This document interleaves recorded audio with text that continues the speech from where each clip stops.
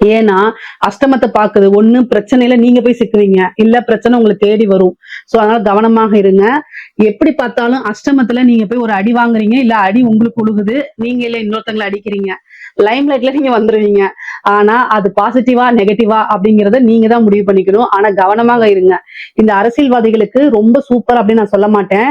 ஆனா, அதுக்குண்டான தெய்வ வழிபாடுகளும், பரிகாரங்களும் பண்ணும் பட்சத்தில், நீங்க நெனச்ச விஷயங்கள சாதிக்க முடியும். உங்களுக்குன்னு ஒரு பதவி, பொறுப்புகள இருக்கக்கூடிய விஷயங்கள தக்க வச்சுக்க முடியும். பொதுவாவே தனுசு ராசிய பொறுத்தவரைக்கும் ரொம்ப ரொம்ப அற்புதமா இருக்குது. ஏன்னா, காசு, பணம் அப்படிங்கிறது இந்த மாசம் நீங்க சேர்த்துனீங்கன்னா, உங்களுடைய 1 வருஷத்துக்கு உழைப்பு எதுவோ அந்த அளவுக்கு இந்த மாசத்துல சேர்த்திட முடியும். ஆனா, அதுக்கு நீங்க மனசும் சரி, உடலும் சரி தயாரா இருக்கணும். இதுக்கப்புறம் வந்து பாத்தீங்கன்னா, மருத்துவ விரயங்கள் இருக்கு. ரொம்ப கவனமாக இருக்கணும். ஒரு சர்ஜரி, அ வண்டி வாகனங்களுக்கு நெறைய செலவு பண்றது, ஒரு இன்சூரன்ஸ் மாரி போட்டு வச்சுக்கங்க. அதுல கிளைம் ஆயிக்கும். பொதுவாவே வந்து பாத்தீங்கன்னா, இளைய சகோதரன் வழி ஆதரவு தேடிக்கங்க.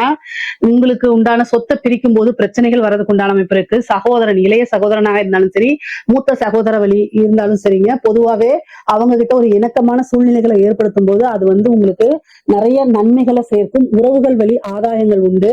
தாயாருக்கு உடல்நிலை பாதிப்புகள் இருக்கு. தந்தை வழி சொத்துக்கள் வந்து சேர்றதுக்கு உண்டான அமைப்புகள் இருக்கு. பொதுவாவே தனுசு ராசிக்கு ரொம்ப ரொம்ப அற்புதமான பலன்கள் தான். இதுல ஏதாவது சந்தேகங்கள் இருக்கு அப்படின்னா கமெண்ட்ஸ்ல கேளுங்க. கட்டாயம் நான் ஆன்சர் பண்றேன். நம்மளுடைய சேனல்ல லைக் பண்ணுங்க, ஷேர் பண்ணுங்க, சப்ஸ்கிரைப் பண்ணுங்க. நன்றி.